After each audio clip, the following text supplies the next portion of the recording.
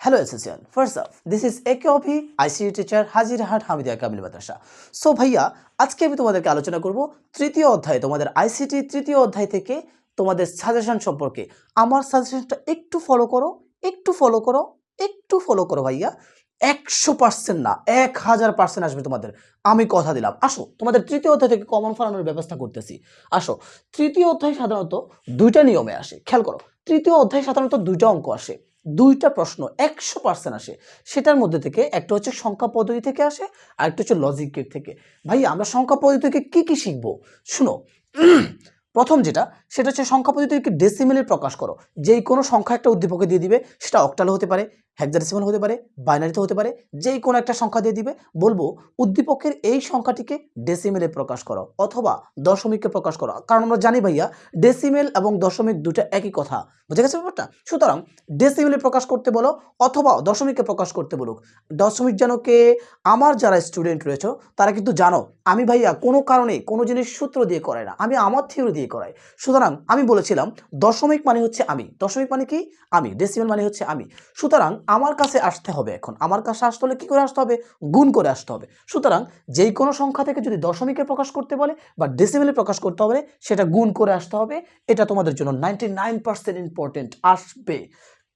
দ্বিতীয় প্রশ্ন সেটা হচ্ছে অক্টাল থেকে হেক্সাডেসিমেলে প্রকাশ করো। সাধারণত অনেক সময় এটা দিয়ে দেয়, অক্টাল থেকে হেক্সাডেসিমেলে প্রকাশ করো। উদ্দীপকে একটা প্রশ্ন দিবে, সেটা হচ্ছে অক্টালে রয়েছে, সে অক্টাল থেকে হেক্সাডেসিমেলে অথবা হেক্সাডেসিমেল থেকে অক্টালে প্রকাশ করো, এমন একটা প্রশ্ন আসতে পারে। সেটা 95% ইম্পর্টেন্ট। বাট তোমাদের জন্য 1000% ইম্পর্টেন্ট, 1000% ইম্পর্টেন্ট যেটা, সেটা হচ্ছে দুইয়ের পরিপূরক ভাইয়া। এক্স্যাক্টলি দুইয়ের পরিপূরক ভাইয়া। আমার গত ভিডিওতে দুইয়ের পরিপূরক কিভাবে করতে হয়, কিভাবে লিখতে হয়, এর আগের ভিডিওতে আমি দুইয়ের পরিপূরকের একদম পানি করে দিয়েছিলাম তোমাদেরকে ভাইয়া, ঠিক আছে না? সো যারা বড় এর আগের ভিডিওতে দেখো নাই, অবশ্যই আগের ভিডিওটা দেখো, তাহলে দুইয়ের পরিপূরক তুমিও পারবা, তোমার ছোট ভাইও পারবে, ঠিক আছে? আসো, সুতরাং 3 নম্বর যেটা, সেটা হচ্ছে দুইয়ের পরিপূরক। এটা হচ্ছে ভাইয়া 1000% আসবেই, এটা ছাড়া কোনো প্রশ্ন নাই তোমাদের জন্য। সাধারণত তোমাদের টেস্ট পরীক্ষার জন্য আমি 1000% দিচ্ছি না, 99% দিচ্ছি, আসবে। বাট ফাইনাল পরীক্ষার জন্য 26 সালের যারা পরীক্ষার্থী রয়েছে তাদের জন্য 1000% দিয়ে দিলাম, দুইয়ের পরিপূরক আসবেই। আমি বলেছিলাম কিন্তু দুইয়ের পরিপূরক ভাইয়া 3 ধরনের প্রশ্ন হতে পারে। একটা হচ্ছে প্রশ্ন বলে দিবে দুইয়ের পরিপূরক করো, অথবা বলবে যোগের মাধ্যমে পার্থক্য করো, অথবা বলবে পার্থক্য যোগের মাধ্যমে করো। যাই বলুক না কেন দুইয়ের পরিপূরক, কথা বুঝে গেছে ব্যাপারটা? কিভাবে করতে হয় এর আগের ভিডিও চলে দেখে আসো, পারবা। আসো, এরপর হচ্ছে লজিক ভিডিও বললাম আমি হোয়াট দা, লজিক গেট। আসো, লজিক গেট থেকে সাধারণত প্রশ্ন কিভাবে আসে?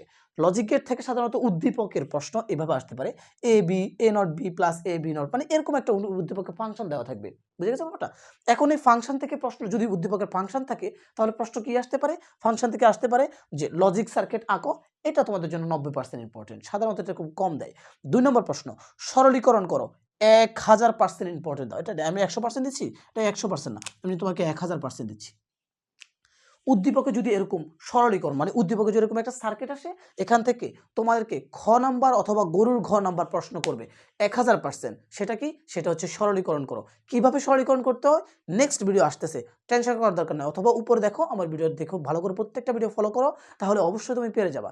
কোনো ব্যাপার না, সরলীকরণ তোমাদের কাছে খুব কঠিন মনে হয়, বাট আমার কাছে পান্তাবাদ মনে হয়। বাট এক্স্যাক্টলি আই লাইক পান্তাবাদ। ওকে, আসো। সো সরলীকরণ করো, এটা 1000% আসবে। 3 নাম্বার যেটা, সেটা হচ্ছে সত্যক সারণী করো। আমার কিছু স্টুডেন্ট আছে, ওরা সত্যক সারণী খুব ভালো পারে, আমি ওদেরকে সত্যক সারণী নামে রাখি। বাট এত সহজ এটা, বাট আসলে এক্স্যাক্টলি এই সত্যক সারণী তোমাদের জন্য 80% আসার সম্ভাবনা কম। আসলে গরুর ঘ নাম্বার আসবে 80%, আসার সম্ভাবনা খুব কম। এরপর যেটা 1000% ন্যান্ড গেট বা নর গেটে প্রকাশ করো। উদ্দীপকের এই ফাংশনটিকে ন্যান্ড গেট, শুধুমাত্র ন্যান্ড গেট দিয়ে প্রকাশ করো বলবে, অথবা বলবে শুধুমাত্র নর গেট দিয়ে প্রকাশ করো। ন্যান্ড গেট যেহেতু যদি প্রকাশ করতে বললে, ন্যান্ড গেট ছাড়া অন্য কোনো গেটের কথা কল্পনা করলেও তোমার গুনাহ হবে, আস্তাগফিরুল্লাহ। যদি বলে নর গেটে প্রকাশ করো, শুধুমাত্র নর গেট ছাড়া অন্য কোনো গেটের কথা চিন্তাও করলে গুনাহ হবে, কথা বোঝা গেছে? গুনার কাজ করবা না। সুতরাং খেয়াল করো, উদ্দীপক যদি এরকম আসে, তোমাদের জন্য 100%, 1000% দুইটা প্রশ্ন আসবে, সেটা হচ্ছে সরলীকরণ করো, আরেকটা হচ্ছে ন্যান্ড গেট দ্বারা অথবা নর গেট দ্বারা প্রকাশ করো, বুঝে গেছে ব্যাপারটা? আসো, এবার উদ্দীপক যদি এমন আসে যদি উদ্দীপক লজিক সার্কিট আছে বা লজিক সার্কিট রয়েছে উদ্দীপকের মধ্যে, তাহলে প্রশ্ন কি আসতে পারে? প্রথম প্রশ্ন সেটা হচ্ছে এফ এর মানকে সরল করো। এটা তোমার 100% আসবেই, এটা ঘ নাম্বার প্রশ্নের মধ্যে আসবে। এফ এর মানটাকে সরল করো। স্যার এফ মানে কি? এফ মানে হচ্ছে উদ্দীপকের এই লাস্টের যেটা সংখ্যাটা এফ থাকতে পারে, এক্স থাকতে পারে, ওয়াই থাকতে পারে, বলবো উদ্দীপকের আউটপুটটাকে সরলীকরণ করো। বুঝে গেছে ব্যাপারটা? ওকে। খ নম্বর প্রশ্ন আসতে পারে যে এফ এর মানটাকে ন্যান্ড গেট বা নর গেটে বাস্তবায়ন করো। একদম এটার মতো। ন্যান্ড গেট বা নর গেট ভাইয়া এটা হচ্ছে সার্বজনীন গেট। তোমাদের জন্য 1000% ইম্পর্টেন্ট। আমি কিন্তু বারবার বলছি, রিপিট করছি, তো বিরক্ত হতে পারো, বাট বিরক্ত হলেও কিচ্ছু করার নাই, এটা মনে রাখবা। 1000% ইম্পর্টেন্ট। সার্বজনীন গেটে বাস্তবায়ন করো, এটা আসবেই। রাষ্ট্রের কিন্তু রশ্মি লাগাই দিছি, আসবেই। সার্বজনীন গেট কোটা? দুইটা, ন্যান্ড গেট এবং নর গেট। বুঝে গেছে ব্যাপারটা? সুতরাং 1000% আসবে। এরপর প্রশ্ন, এফ এর সরলীকৃত মানকে বর্তনীতে প্রকাশ করো। এটা 90%, এটা আসতে পারে অনেক সময়। এফ এর মানটাকে বর্তনীতে প্রকাশ করো। আমরা জানি বর্তনী হচ্ছে দুইটা, এক্স অর গেট, এক্স নর গেট। বুঝে গেছে ব্যাপারটা? অথবা অনেক সময় বলতে পারে এক্স মানে এফ এর সরলীকৃত মান যেটা, সেটাকে হয়তো বর্তনীতে প্রকাশ করে বলবে, অথবা বলবে এটাকে মানে বাইনারি যোগের মাধ্যমে প্রকাশ করা যায়। কিভাবে ব্যাখ্যা করো। বুঝে গেছে ব্যাপারটা? সেম প্রশ্ন, কোনো মানে মাথা এলোমেলো হওয়ার কথা নেই। বাট তোমাদের এখান থেকে আরেকটা যেটা প্যারা, সেটা হচ্ছে প্রশ্ন অন্যরকমও আসতে পারে যদি প্রশ্ন কঠিন হয়। সেটা হচ্ছে এছাড়াও যেটা, সেটা হচ্ছে আমরা অ্যাডার পড়াইছিলাম আমাদের স্টুডেন্টদেরকে।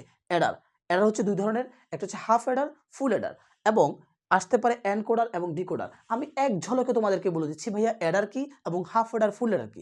শুনো, অ্যাডার মানে হচ্ছে যোগ। অ্যাডার মানে কি?